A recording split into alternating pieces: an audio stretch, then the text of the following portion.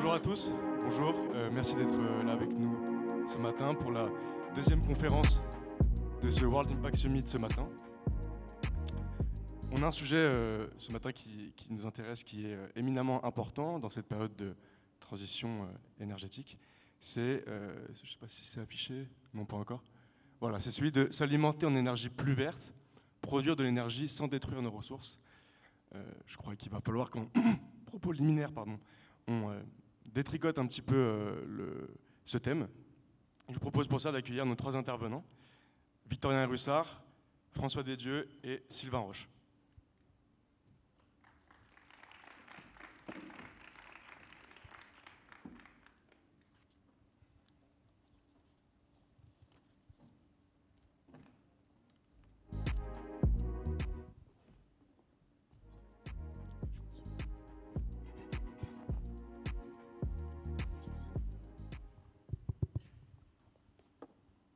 Alors je vais commencer par une petite introduction très simple.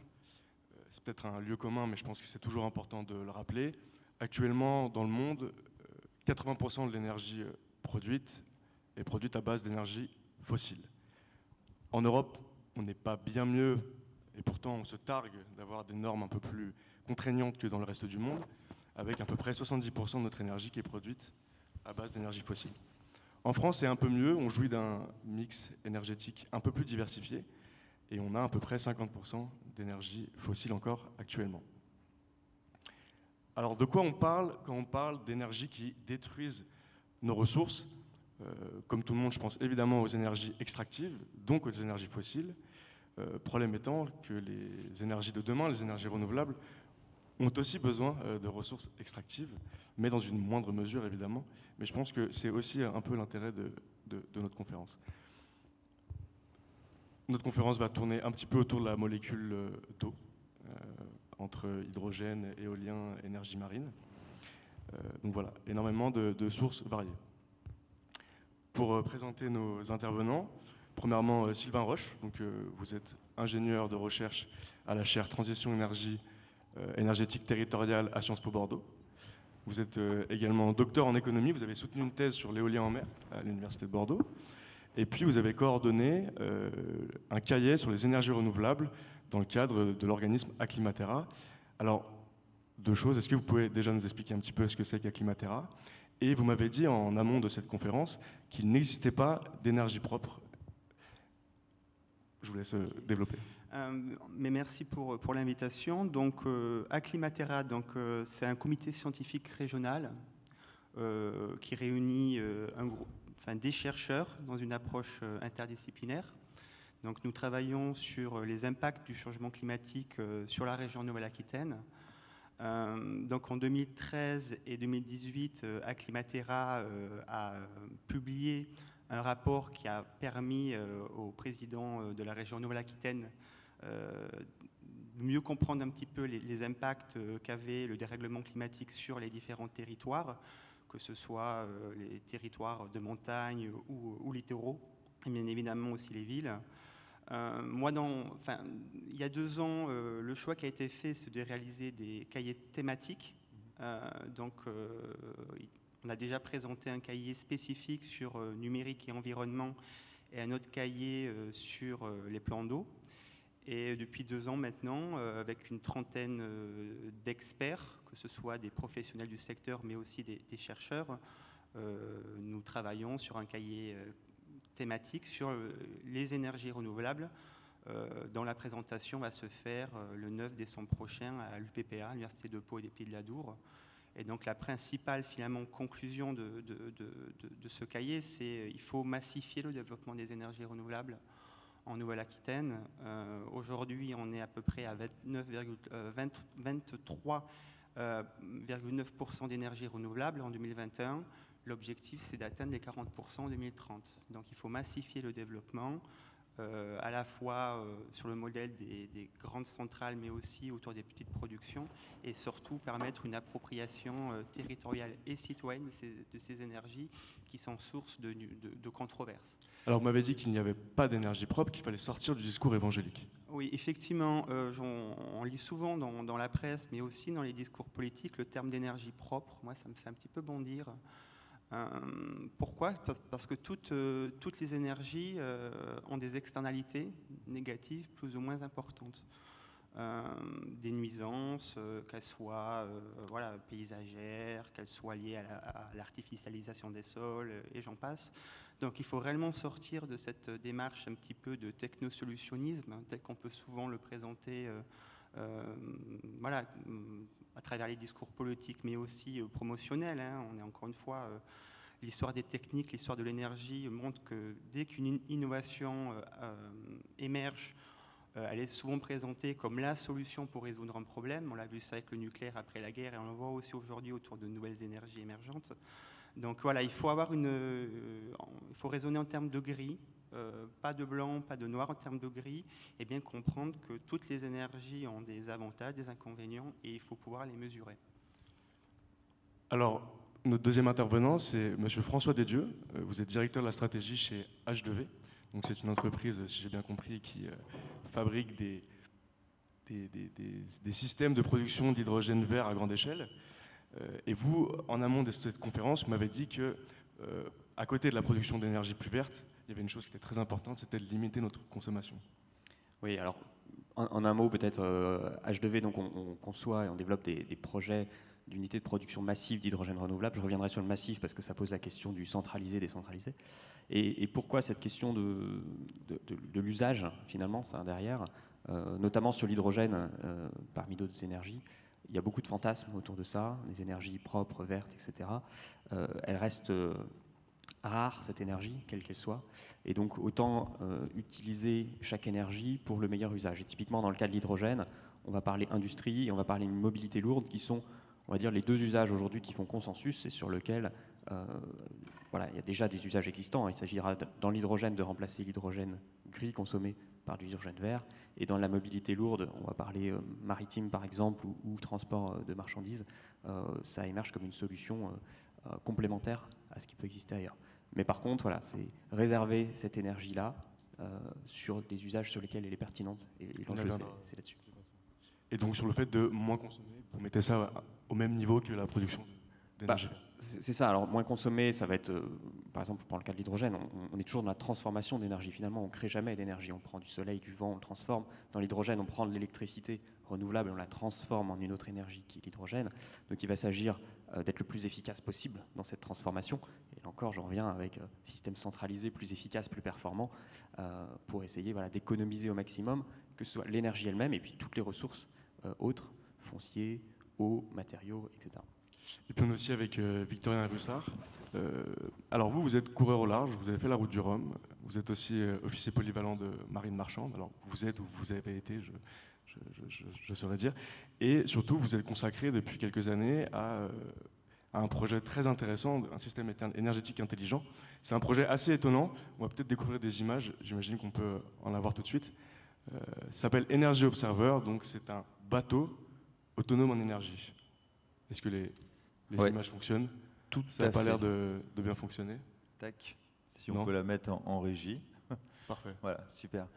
Oui, donc capitaine de marine marchande, en effet, j'ai navigué sur des gros paquebots de croisière, ferry, etc. Donc je connais bien ces technologies embarquées, les problématiques du fioul lourd, du diesel maritime, etc. Et puis coureur au large, une vingtaine d'années dans le haut niveau. Donc je connais bien aussi l'innovation technologique parce qu'on en a besoin sur ce sport mécanique. Et donc en 2013, j'ai eu un problème d'énergie à bord de mon navire en plein milieu de l'Atlantique entre les îles du Cap-Vert et le Brésil, ce qui m'a traumatisé complètement parce que j'étais deuxième et sans énergie, je ne pouvais plus être performant. Et j'ai décidé de m'écarter de la compétition sportive pour me consacrer à cette aventure technologique. Alors ce bateau, c'est un bateau laboratoire, un véritable navire laboratoire que l'on a constitué, développé dans les années 2014 jusqu'à 2017 avec beaucoup de partenaires industriels, dont à l'époque le CEA. Et ce bateau symbolise voilà, un espèce de cercle vertueux de l'énergie qu'on aimerait voir se développer, associant une mixité d'énergie renouvelable embarquée. Donc là, vous voyez, sur ce bateau, on a 200 mètres carrés de panneaux solaires avec différents types de technologies de panneaux. On a l'éolien qui est symbolisé par ces éoliennes, ces ailes de propulsion vélique. À l'époque, on avait mis des turbines à axe vertical. Le bilan énergétique n'était pas bon. On l'a remplacé par ces ailes qui sont vraiment extrêmement efficaces et qui peuvent permettre de réduire les dépenses énergétiques des navires, aussi pour transporter de la marchandise. On a aussi une capacité hydrolienne avec la réversibilité de nos moteurs électriques. On fait de l'autoconsommation. On a des batteries, mais un tout petit peu. Donc on a un stockage court terme. Vous savez, c'est un bateau très pédagogique. On a fait beaucoup de films on n'a pas d'opération commerciale en fait. Donc on est parti faire un tour du monde de 7 ans. Un tour du monde très sérieux. On a rencontré beaucoup de politiques, d'industriels, de médias, de publics, etc. Une véritable mission. On récupère des datas qu'on transmet à nos différents partenaires industriels. Et alors ce bateau, oui, Energy Observer, navire laboratoire, autonome en énergie, sans émissions de gaz à effet de serre, sans particules fines, comme ça fait rêver. Mais il est vrai qu'on produit notre hydrogène à partir de l'électrolyse de l'eau de mer, ce que fait H2V en très grande quantité, de façon massive. Mais le modèle, il n'est pas là. Il faut pas, en fait, l'efficacité énergétique ne demande pas à ce qu'on produise notre propre hydrogène à bord sur un support dynamique. Un bateau, c'est un support dynamique. Il faut le faire sur un support statique. Mais on l'a fait parce qu'il n'y a aucune infrastructure portuaire permettant d'approvisionner un navire avec ce genre de vecteur énergétique complémentaire à la batterie. Et voilà, donc on termine ce tour du monde dans 2 ans.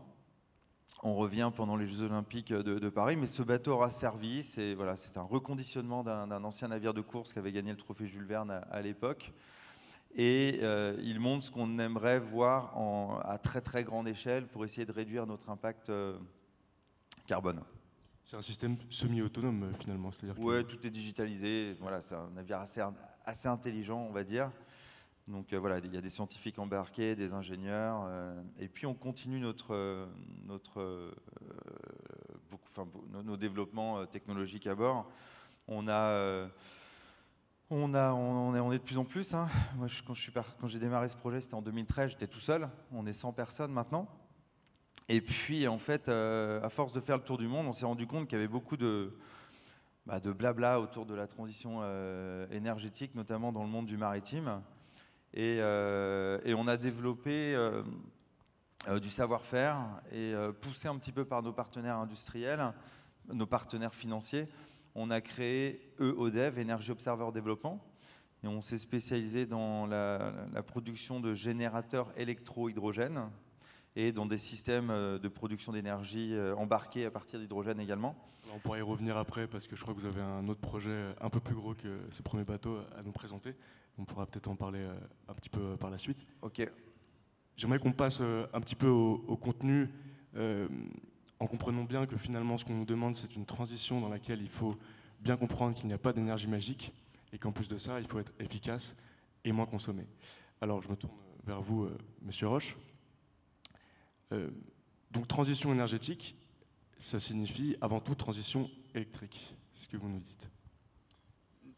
Enfin, c'est pas uniquement, c'est un petit peu plus compliqué que ça, mais effectivement, il faut passer tous les usages aujourd'hui qui sont basés sur le carbone, il faut pouvoir les passer dans une situation où elles sont décarbonées, où ces usages sont décarbonés. Et donc effectivement, ça passe notamment par l'électrification. Un chiffre, parce que c'est qu'il faut toujours se baser sur des chiffres. Donc si je m'appuie sur le scénario 2050 d'RTE, RTE dans son rapport indique que d'ici 2050, la demande d'électricité va augmenter de 35%. Donc il faut encore une fois développer les énergies renouvelables et peut-être aussi le nucléaire, on pourra peut-être y revenir, effectivement. Aujourd'hui, l'État parie essentiellement sur 2 grandes technologies, parce qu'ils s'inscrivent dans des appels d'offres, hein, dans le cadre d'un débat public. Ce sont donc les 8 nouveaux EPR et les 50 parcs éoliens en mer, tels que le président de la République l'a acté dans son discours de Belfort de l'année dernière. Mais effectivement, de nouveaux usages vont apparaître, les transports. Il faut décarboner les transports, donc ça pose la question de la voiture électrique. Il faut bien évidemment décarboner les industries. Il faut toujours oublier que la stratégie nationale bas carbone, la priorité, c'est la décarbonation des espaces industriels. Donc il faut aussi trouver une solution pour ces espaces. Mais d'autres usages aussi, on voit que l'impact qu'ils peuvent avoir sur la consommation d'énergie, c'est notamment le numérique. Si je m'appuie sur un rapport qu'a publié l'année dernière le Shift Project, on peut voir que la société numérique qui devait nous permettre une société beaucoup plus résiliente et beaucoup plus économe, hein, c'est toutes les thèses de Jeremy Rifkin de la 3e révolution industrielle, au final c'est un petit peu le contraire qui se passe et on voit les courbes qui explosent en Europe et plus largement aux États-Unis et en Asie. Donc ça pose aussi la question, bien évidemment, de trouver des solutions techniques à ce problème, mais aussi autour des usages individuels. Il faut travailler à la fois sur le collectif et l'individuel, sur la R&D et aussi sur les usages. Sur la production, vous avez travaillé particulièrement sur l'éolien en mer. Qu'est-ce que l'éolien en mer a de si particulier ? Oui, effectivement. L'éolien en mer, moi j'ai réalisé ma thèse. On a suivi avec des collègues de Sciences Po et d'Acclimatera le projet d'Oléron, qui est aujourd'hui le projet porté en Nouvelle-Aquitaine. Donc l'avantage de l'éolien en mer, déjà, c'est le facteur de charge. Les éoliennes en mer ont un facteur de charge meilleur que les éoliennes terrestres. Hein. Une éolienne terrestre, ça tourne autour de 25%. Une éolienne offshore, c'est autour de 40%, pour faire simple. L'avantage aussi, c'est la puissance. La puissance moyenne d'un parc éolien terrestre en France, il est de 10 mégas. Aujourd'hui, on parle de parcs éoliens offshore qui dépassent les 1 gigawatt. Il y a quelques jours, le président de la République a inauguré le premier parc offshore français, qui est le parc de Saint-Nazaire, 480 mégawatts, mais il faut savoir que finalement c'est un petit parc à l'échelle de ce qui se fait aujourd'hui en Europe. Et donc est-ce qu'on peut imaginer, le débat avec M. Dédieu et M. Russard, est-ce qu'on peut imaginer finalement que c'est en mer qu'il y a le plus de capacité de production vertueuse d'énergie ? Enfin, je dirais oui, oui, notamment pour une filière qui, pour moi, a un fort potentiel de développement, qui est l'éolien flottant, parce qu'il y a vraiment 2 technologies. Il y a l'opposé, qui est une technologie mature, totalement industrialisée. Le premier parc éolien offshore a été inauguré en 1991 au Danemark. Donc, on a vraiment des retours d'expérience assez uniques sur cette technologie. Mais aujourd'hui, il y a beaucoup d'espoir sur l'éolien flottant. Et selon l'AIE, 80% du potentiel offshore dans le monde, c'est de l'éolien flottant. Donc c'est un espace énergétique assez colossal, mais il faut bien faire attention qu'il ne faut pas non plus que la mer devienne un échappatoire à tout ce qu'on ne souhaite plus voir sur Terre. Donc ça pose la question effectivement de quelle place on donne à la mer. Est-ce que c'est une solution ? Pourquoi pas ? Est-ce que c'est un échappatoire ? Là, il faut faire attention. C'est intéressant. Peut-être que M. Dédieu ou M. Russard veut réagir à cette dernière phrase. Moi, je veux plutôt réagir à la phrase sur l'électrification. En fait, vous disiez effectivement tout va être électrique. Alors justement, oui, j'allais vous poser la question à vous qui donc, travaillez dans l'hydrogène, gaz, électricité, comment on se positionne ? Est-ce qu'il faut une transition toute électrique ? Apparemment non. La transition toute électrique, en fait, on vient chercher du rendement, c'est ça. Effectivement, on le disait, Bertrand Piccard le disait tout à l'heure, hein, effectivement, un moteur thermique par rapport à un moteur électrique. Clairement, le moteur électrique a un bien meilleur rendement et on utilise plus efficacement l'énergie. Maintenant, on ne peut pas tout faire avec l'électricité. On parlait industrie tout à l'heure. Aujourd'hui, on consomme beaucoup d'hydrogène. Alors, je reviens à cette énergie-là. Pourquoi est-ce qu'on consomme de l'hydrogène et pourquoi on ne pourrait pas consommer de l'électricité ? C'est pas juste une énergie, c'est aussi une matière première. Vous voulez faire des engrais aujourd'hui, on utilise de l'ammoniac qui fait à partir d'hydrogène, qui lui-même est fait à partir de gaz naturel. C'est quand même dommage. Vous voulez faire de l'acier, il y a des technologies qui existent pour faire de l'acier bas carbone et qui nécessitent de l'hydrogène. Vous voulez faire des biocarburants pour alimenter des véhicules. Pour faire des biocarburants, dans le process industriel, il va falloir aussi de l'hydrogène. Des exemples comme ça, on en a plein. Donc, ces usages-là, ils existent. Aujourd'hui, 99% de l'hydrogène consommé en Europe vient du gaz naturel fossile. Commençons déjà par ce qui est entre guillemets existant et basculons vers de l'hydrogène vert. C'est un peu la philosophie qu'on a nous. Et pour ça, il faut aller rapidement à l'échelle et passer d'une phase d'expérimentation à une phase de production massive. Il y a un usage, alors on parle beaucoup de mobilité pour l'hydrogène. J'aimerais qu'on détricote assez rapidement de quelle mobilité on parle en réalité pour l'hydrogène. Alors il y a un peu de tout, il y a des aberrations totales, hein. Je ne sais pas s'il y a des gens de pragma dans la salle, mais on parle de vélo hydrogène, moi ça me fait toujours hurler. C'est plus du démonstrateur, c'est l'expérimentation, c'est bien pour démarrer, mais la solution elle n'est pas là. La solution sur la mobilité et la place de l'hydrogène dans la mobilité, c'est ce qu'on ne peut pas faire autrement. Juste après, l'hydrogène, on part de l'électricité, on la transforme, donc on a un rendement qui n'est pas à 100% pour amener à l'hydrogène. Donc si on peut s'éviter cette étape-là dans les mobilités légères, on va l'éviter.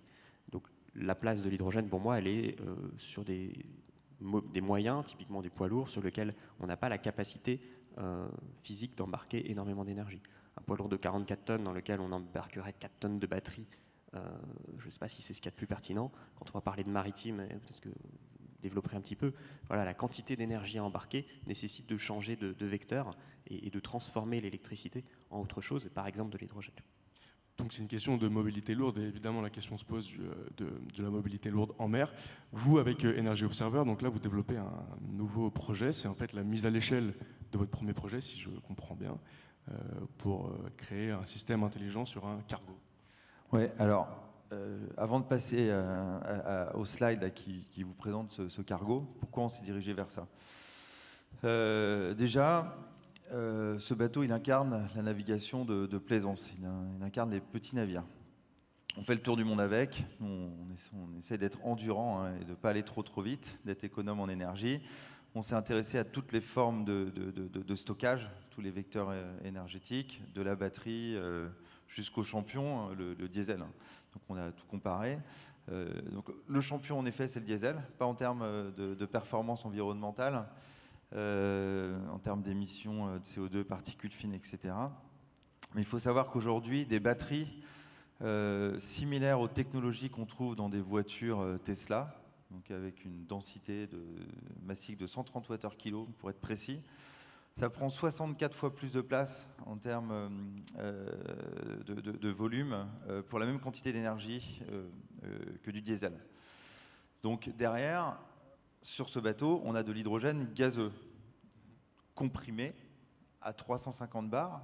Dans le terrestre, on trouve notamment pour les véhicules plutôt du 700 bars. Donc on emmagasine encore un petit peu plus d'énergie dans moins de volume.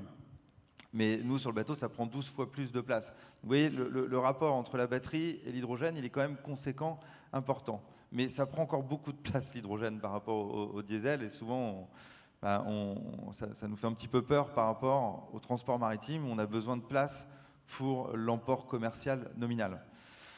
Donc, alors, l'ambition, c'était de faire un nouveau bateau. Donc, je passe, en fait, je reviendrai là-dessus peut-être tout de suite. Alors, on a commencé à développer d'autres navires. Là, vous voyez, c'est un exemple d'un petit taxi-boat qui navigue à l'hydrogène dans la baie de Marseille, près des calanques de Marseille. Donc celui-là, c'est un bon exemple parce qu'il y a eu une réglementation qui interdisait en fait à ce genre de navire d'aller naviguer au diesel dans les calanques. Donc tout le monde s'est dit chouette, on va faire des bateaux électriques à batterie, sauf que pour aller du port de Marseille jusqu'aux calanques, faire sur le programme quotidien, le stockage batterie n'était pas nécessaire. Donc ils sont passés à l'hydrogène et là ils arrivent à faire leur circuit quotidien. Maintenant, vous en parliez tout de suite, ce qu'il faut c'est décarboner les choses efficaces. Décarboner l'industrie c'est la priorité, décarboner la mobilité lourde c'est la priorité aussi.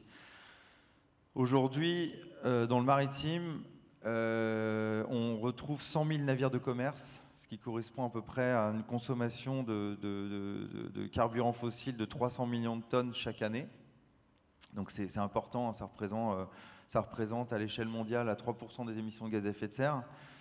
Et donc, plutôt que de faire un bateau Energy Observer 2 qui symbolise à peu près la même chose, on a préféré se concentrer sur un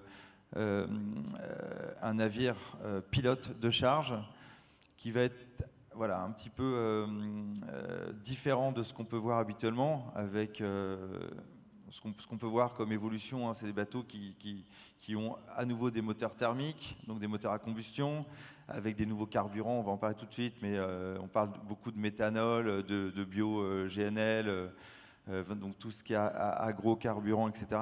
Nous, on s'oriente plutôt vers l'hydrogène liquide. Alors à chaque fois que j'en parle, on me dit oui, mais l'hydrogène liquide, c'est réservé à l'aérospatiale, etc. On pense que non. Ça prend 4 fois plus de place, l'hydrogène liquide, que le diesel. Alors après, il y a des sujets de boil-off, etc. Je ne vais pas rentrer dans le détail, mais on travaille pour réduire les verrous technologiques, pour utiliser l'hydrogène liquide dans le maritime. Ce bateau sur lequel on travaille, qui j'espère commencera en termes de construction en 2024-2025 avec les premiers tests en 2026. Il fait 150 mètres de long, 10 MW de puissance de pile à combustible, 50 tonnes d'hydrogène liquide embarqué. Par contre, on a un emport commercial de 1100 conteneurs, donc c'est voilà, un gros bateau.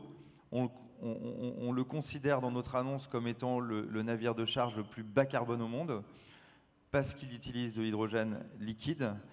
Et je le répète, si vous comparez tous les carburants marins alternatifs pour la mobilité lourde, hein, je ne parle pas pour les petits navires, donc vous avez en fait des études qui montrent les émissions de CO2 du puits jusqu'à la ligne d'arbre, émissions de CO2 par kilowattheure fourni. Donc tout en haut, vous avez bien évidemment le fuel lourd, le diesel, etc. Ensuite, vous avez les carburants qui sont produits à partir de gaz naturel, d'hydrogène gris, etc. C'est une catastrophe. Vous consommez encore plus de CO2 que du diesel. Autant faire du bon diesel. Ensuite, vous avez la captation de CO2. On parle souvent d'hydrogène bleu. Moi, je trouve que c'est difficile de voir en fait là où on va avec cette captation de CO2. Et ensuite, vous avez les agrocarburants. Les agrocarburants, on connaît les avantages et les inconvénients. Donc, comme vous le dites tout de suite, tous les carburants ont des avantages et des inconvénients. Franchement, c'est un vrai casse-tête au niveau émissions de CO2, au niveau pouvoir de réchauffement global, au niveau particules fines, au niveau dangerosité pour la biodiversité, etc. Il y a de l'ammoniac verte, certes, mais bon, derrière, l'OMI l'interdit pour les transports de passagers. Il y a du méthanol vert qui va coûter extrêmement cher. Donc voilà, nous, on va s'orienter vers un bateau électrique à pile à combustible, hydrogène liquide. Voilà, on va aller au bout de l'exploration technologique. Et le but de ce projet, c'est de montrer un modèle technico-économique qui tienne la route pour le transport maritime. Interrégional, parce qu'intercontinental, c'est encore une autre chose. On sera certainement obligé d'avoir des carburants plus carbonés, mais un peu moins que le diesel, mais pour assurer les échanges internationaux maritimes. Vous nous disiez tout à l'heure que l'une des difficultés que vous aviez rencontrées, c'est la production d'hydrogène que vous deviez faire sur Terre. Oui, parce que tout le monde, en fait, la référence à chaque fois on propose des projets, il y a toujours la partie économique qui revient en jeu. On compare toujours les performances en termes de stockage avec le diesel, on compare toujours les performances économiques. Et bon, on a vu qu'on réfléchit tout le temps à court terme et qu'on a déréglé le climat en quelques décennies. Donc voilà, il va falloir accepter d'être plus efficient, d'être plus intelligent, d'être plus économe pour utiliser une énergie qui de toute façon va coûter plus cher. Et de toute façon, à chaque fois qu'on parle de carburant propre, il y a pratiquement toujours de l'hydrogène vert derrière, il faut le savoir. Alors si on se pose la question des coûts, évidemment, il y a la question du dimensionnement des capacités de production. Oui, alors effectivement, naturellement, on se dit, pour diminuer les coûts, il faut faire passer à l'échelle. Alors beaucoup d'études sortent en disant que le prix de production de l'hydrogène va décroître rapidement dans les 10 prochaines années, on l'espère tous. Nous, chez H2V, on a pris le sujet dès 2016, on a eu cette intuition avant même les stratégies françaises et européennes sur l'hydrogène. Cette intuition, pour que l'hydrogène soit compétitif, il fallait tout de suite passer à l'échelle sans attendre. Pour nous, passer à l'échelle, c'est des unités d'une taille unitaire de 100 MW. 100 MW, c'est 10 à 15 fois ce qui se fait aujourd'hui dans les démonstrateurs de la plupart des projets hydrogène. Et le but, c'est de répliquer ça pour avoir un prix de l'hydrogène renouvelable le plus compétitif possible, en sachant que ça sera toujours beaucoup plus cher que des énergies fossiles, mais c'est un prix qu'il faut accepter aussi. Et est-ce que vous avez besoin de vous installer à côté des industries, ou alors en mettant à l'échelle, c'est un petit peu comme une centrale nucléaire, c'est-à-dire que vous pouvez vous poser quelque part et puis finalement vous servir du réseau pour distribuer? Alors c'est entre les deux. Aujourd'hui, on est sur une énergie nouvelle qui n'a pas encore d'infrastructure. Donc quand on va produire de l'hydrogène, le débouché, qui va être dans un premier temps industriel, puis éventuellement mobilité, il faut qu'il soit à portée raisonnable. Ça veut dire que pour l'industrie, on va typiquement l'acheminer par une canalisation gazeuse. Il n'existe pas encore de réseau hydrogène, ou très peu, en Europe. Donc il va falloir construire des infrastructures, ce qui a un certain coût. Donc autant se mettre le plus près possible. Et nos premiers projets, en Normandie, Dunkerque, Fos, sont clairement dans les bassins industriels qui consomment aujourd'hui beaucoup d'hydrogène. Ensuite, pour trouver un emplacement pour installer une unité de production, on est au milieu d'un champ de contraintes. On va essayer, et c'était l'objectif de la table ronde, de limiter l'impact en ressources. Donc le fait de centraliser, d'avoir des unités de taille importante, ça permet déjà d'être plus efficace, de limiter la consommation de matériaux par quantité d'hydrogène produit. On va essayer aussi d'optimiser la surface foncière. Le fait d'avoir un projet de grande taille, finalement, ça consomme 4 à 5 fois moins de foncier que des myriades de petits projets. Et puis ensuite, pour faire de l'hydrogène, il faut de l'électricité et de l'eau. Et aujourd'hui, voilà, on regarde aussi ça, des technologies pour prendre de l'eau brute, de l'eau industrielle, de l'eau de récupération, et puis se connecter au plus près des productions d'énergie renouvelable. Donc voilà, quand on additionne ce champ de contraintes, effectivement, on arrive à avoir quelques endroits pour positionner nos projets. Est-ce que Sylvain Roche, ça vous parle ce que dit Monsieur Dedieu sur le dimensionnement des systèmes de production? Oui, effectivement, il faut toujours miser, il faut trouver un équilibre qui n'est pas forcément évident entre le big et le smart. Donc il faut à la fois travailler sur des grands projets de production d'énergie, souvent plus des projets portés par l'État, via des appels d'offres. Et là, pour le coup, je pense notamment à l'éolien en mer. 50 gigawatts d'ici 2050, et il faut aussi faciliter le développement des petites installations énergétiques sur les territoires.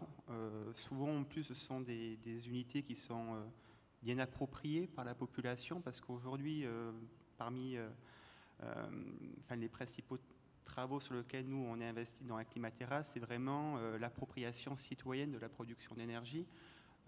Les territoires ont des difficultés à développer les énergies renouvelables, elles sont bloquées par souvent des comités de citoyens qui ne voient pas forcément les bénéfices du développement des énergies renouvelables. Donc il existe des outils, ce qu'on appelle des outils d'action publique, qui permettent de faciliter le développement de ces énergies. La question du multi-usage, comment on peut sur une parcelle coupler différents objectifs. C'est par exemple l'agri-PV. Là en ce moment même, j'ai des étudiants à moi de Sciences Po qui vont travailler sur comment la politique européenne traite de la question de l'agri-PV, parce qu'on est dans deux mondes, on est à la fois dans le monde de l'agriculture. Vous parlez d'agrivoltaïsme. C'est ça, on est dans le monde de l'agriculture et le monde de l'énergie, donc il faut transversaliser des politiques publiques, et c'est pas forcément évident. Donc aujourd'hui, on n'a pas forcément les outils adéquats. Donc le multi-usage est bien évidemment aussi autour des communautés d'énergie. Les questions des communautés d'énergie qui sont aussi un bel outil qui permettent une meilleure appropriation par les habitants de la production d'énergie. Mais peut-être juste pour rebondir rapidement sur Ocean Observer, parce que moi depuis un an je travaille sur la repolitisation du transport maritime par voile, que ce soit à travers les kites et aussi le 100% cargo, et je vois quand même deux paradoxes. Un premier paradoxe, c'est en ce moment on investit énormément dans le GNL, qui se font présenter comme une énergie d'avenir, une énergie propre, alors que j'ai compris que c'est seulement 20% de diminution des gaz à effet de serre. Et on ne parle pas du méthane slip. Voilà, c'est ça. Et ce qui est assez surprenant, c'est que l'objectif, c'est quand même de répondre aux accords de Paris. C'est la neutralité carbone d'ici 2050. Et sachant que la durée de vie d'un porte-conteneur, c'est 30-35 ans, on se demande réellement si les navires qui sont actuellement en cours de construction GNL vont pouvoir répondre à ces objectifs de neutralité carbone. On ne parle peut-être pas de la place du citoyen, c'est plutôt celle des pouvoirs publics. à ce moment-là? Oui, des pouvoirs publics et de la loi, parce qu'encore une fois, pour obliger le développement de tel ou tel projet, ça passe à la fois par la loi, par la réglementation, et aussi par le porte-monnaie. Et donc là, ça pose effectivement la question des usages, d'une transition aussi culturelle qu'on a par rapport à l'énergie, par rapport aux biens. L'énergie va être de plus en plus chère, donc le transport maritime va être de plus en plus cher, et c'est nous, en tant que citoyens, est-ce qu'on est prêt à payer plus cher les biens qui vont transiter de Chine ou d'Afrique? Alors justement, pour conclure cette table ronde, là vous m'amenez à la question finalement de la contrainte ou de l'incitation, savoir un petit peu comment on fait pour que les gens prennent à bras le corps ces sujets-là. J'en reviens, mais je pense que c'est vraiment un point extrêmement important. Le meilleur moyen de produire de l'énergie sans détruire nos ressources, c'est évidemment d'en consommer moins. Vous avez 3 rôles différents. Vous avez là un démonstrateur, alors je vous appelle comme ça, mais vous pouvez trouver le mot qui vous sied, un industriel et un chercheur. Quel est votre rôle à vous en tant que démonstrateur? Nous, dans le maritime, bien évidemment, on essaie de consommer le moins d'énergie. Alors, sur le navire de charge qu'on avait présenté au One Ocean Summit, j'ai mis de la propulsion vélique. Bien évidemment, j'adore ça. Et surtout, la propulsion vélique peut permettre de réduire de 15 à 40% les consommations énergétiques. Ça dépend de la vitesse que vous adoptez. Juste pour être clair, qu'est-ce que c'est la propulsion vélique? Alors, la propulsion vélique, on se propulse grâce à l'aide de voiles. D'accord. Et nous, sur nos bateaux, ce sont des ailes. Ça ressemble plus à des formes d'ailes d'avion que des voiles traditionnelles. Donc, alors après, ça dépend de la vitesse que vous adoptez. Aujourd'hui, la tendance pour les navires de commerce, pour le transport maritime, c'est de réduire la vitesse parce que l'énergie cinétique est proportionnelle à la vitesse au cube. Chaque petit nœud que vous gagnez, on fait quand même énormément d'économies d'énergie. Maintenant, il y a un marché mondial, il y a des saturations, c'est complexe parce qu'au final, si vous réduisez la vitesse des navires, potentiellement, vous allez construire d'autres navires. Donc, il faut retravailler sur toute la logistique, sur toute la chaîne. Mais en tout cas, l'OMI, l'Organisation maritime internationale, a imposé aux armateurs de réduire de 50% les émissions de gaz à effet de serre à l'horizon 2050. Pour cela, il y a plein de solutions. Il n'y a pas que les carburants alternatifs. Donc, il y a la réduction de la vitesse, il y a une meilleure logistique, il y a une meilleure efficacité énergétique des navires, etc. Digitalisation. Donc, le projet que je vous ai montré, bien évidemment, on va travailler sur tous ces facteurs-là. Il y a les carburants bas carbone, on va dire, et puis les carburants zéro émission. Mais je n'aime pas dire zéro émission parce que c'est pas vrai, il y en a toujours un petit peu. Mais voilà, en tout cas, nous, on va essayer d'actionner sur tous ces leviers pour essayer d'être le plus bas carbone au monde avec ce navire pilote, pas ce démonstrateur. C'est plus clair comme ça. Côté industriel, quel est votre rôle pour faire comprendre qu'il faut évidemment moins consommer? Alors, notre rôle en tant qu'industriel, c'est d'essayer de produire, en l'occurrence de l'hydrogène renouvelable, au prix le plus compétitif, parce que malgré tout, on est sur un marché, et donc il faut quand même qu'on arrive à vendre le produit donc sur un marché qui est de plus en plus mondial. On est déjà sur des stratégies d'import d'hydrogène, donc on va se retrouver sur une concurrence mondiale. En produisant, on veut produire sur le territoire, donc il faut rendre des projets acceptables, qui ont le moins d'emprise, le moins d'impact possible sur le territoire. Donc pour nous, notre rôle, c'est vraiment jouer avec tous ces curseurs pour essayer d'avoir le projet le plus performant, mais dans le champ de contraintes qu'on nous impose, qu'il soit réglementaire, qu'il soit technique ou qu'il soit économique. Donc voilà, c'est vraiment une partition sur plusieurs niveaux. Et vous, en tant que chercheur, M. Roche? Alors, je dirais déjà former les jeunes à la question environnementale. Il y a une prise de conscience qui se fait dans les grandes écoles, dans les universités, pour verdir les formations. Donc ça, c'est peut-être le premier point. Le deuxième point, je dirais faire dialoguer les gens pour qu'ils puissent mieux comprendre les grands enjeux de la transition énergétique, et notamment avoir les chiffres clés, encore une fois, parce que les chiffres ne sont pas forcément connus. Ce week-end, Les Échos a sorti un sondage qui a indiqué que 75% de la population française est un petit peu perdue sur la transition énergétique. Il y avait un problème de visibilité vers quoi on va. Donc c'est un petit peu nous aussi les objectifs que se donne Climatera. Et d'ailleurs, en ce moment même, il y a le débat national sur le mix énergétique, la concertation nationale sur le mix énergétique. Et l'étape régionale de la Nouvelle-Aquitaine aura lieu le 8 décembre à Sciences Po. Donc sachez que si vous souhaitez y participer, vous pouvez. Rendez-vous sur le site de la DREAL Nouvelle-Aquitaine ou de Sciences Po Bordeaux et vous aurez le lien pour vous y inscrire. C'est toute la journée.